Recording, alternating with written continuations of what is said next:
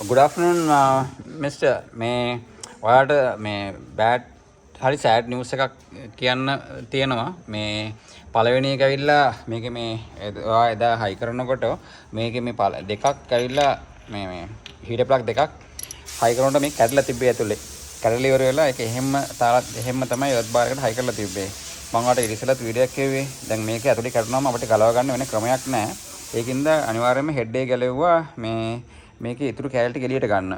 මේක ගොඩක් රට ඕවර් ටයිට් වෙලා හරි ගොඩක් රටින් ඕවර් ටයිට් කරනවා තමයි හීටර් ප්ලග් දෙක කැඩෙන්නේ. රයිට්. ඊට පස්සේ තව ඉෂුව එකක් මේකේ තියෙනවා. මේ ගෑස් කට් එකේ ආඩම් පෙන්නන ක්ලෝස් view එකක් අරගෙන දැන් මේක පැත්තක් බබල් එකක් ඇවිල්ලා තියෙනවා. රයිට්. මේ මම ඒකම අනිත් පැත්තේ හැරෙව්වම ඔයාලට පේනවනේ මෙතන මේ ගෑස් කට් එකේ මේ දෙක මෙතනින් මේ බර්ස්ට් වෙන්න ඇවිල්ලා තියෙනවා.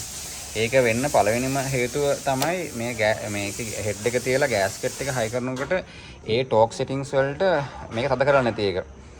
ඒක තමයි ඇසියුම් කරන්න පුළුවන් එකම දේ.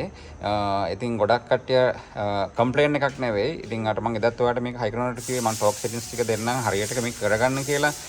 මොනම හරි මිස්ටේක් එකකින් මේකේ ටයිට් කරන පැටර්න් එකට ටයිට් වෙලා නැතුව ඒ ටෝක් සෙටින්ග්ස් වලට කරලා නැති එකක් කියන එක තමයි මට ඇසියුම් කරන්න පුළුවන්.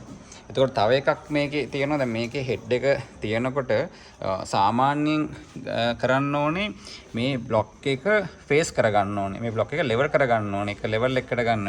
දැන් ඔයා බලන්න මෙන්න මේ හරිය බලන්නකො මේ. දැන් මේක ලෙවල් කරපු එකක් නෙවෙයි මේක. ඒතර මේ ગેප් එක බලන්න මේ පිස්ටන් දෙකේ එන ગેප් එක. මේක පොලිෂ් කරා නම් දැන් මේ හෙඩ් එක තියලා මම හිතනවා කිලෝමීටර් 500ක්වත් දුහලා නැහනේ.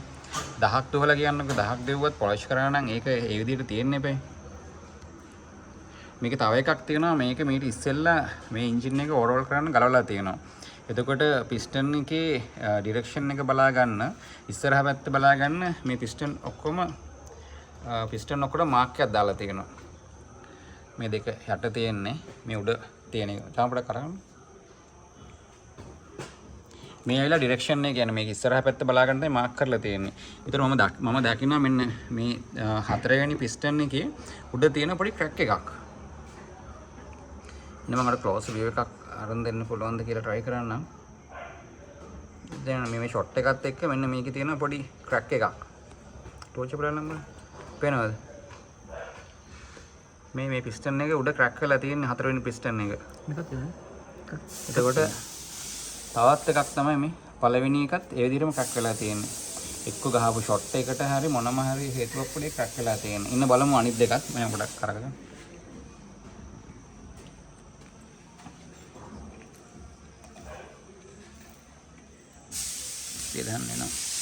දැන් මේ අනිත් දෙකෙත් මම පිහදා ගන්නම්. මේ අනිත් දෙකෙත්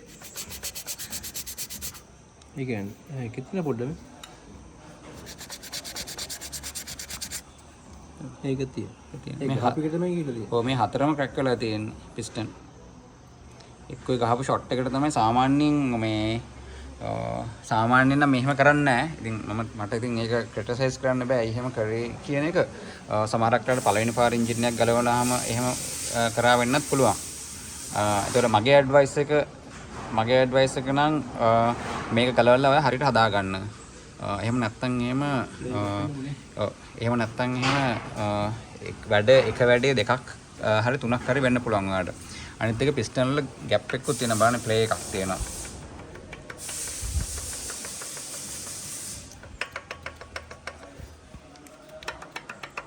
පිස්ටන් එකේ ප්ලේ එක.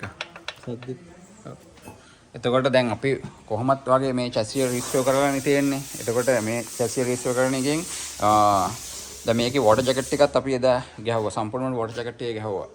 එතකොට ඔයාලට මේ ඔක්කොම කරපු එකේ ඔයා මේකට එන්ජින් ඕවර්හෝල් එකකට ගිහිලි ඉවර වෙලා මේ එන්ජින් එක සම්පූර්ණයෙන්ම රීබිල්ඩ් කරගත්තා නම් ඔයාගේ ඒකට කම්ප්ලීට් මේ හැසල් ෆ්‍රී ඩ්‍රයිව් කරන්න පුළුවන්. තව එක ඉෂුව එකක් අපි දැක්කා.